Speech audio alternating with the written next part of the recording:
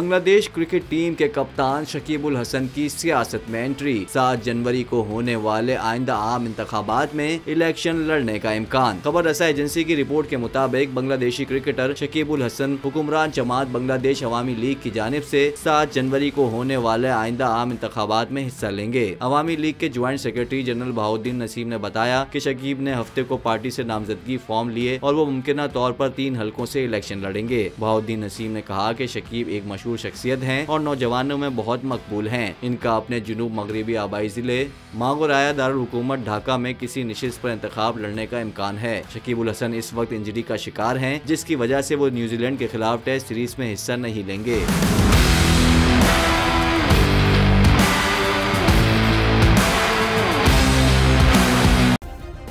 Subscribe करें और bell दबाएं ताकि कोई खबर रह न जाए।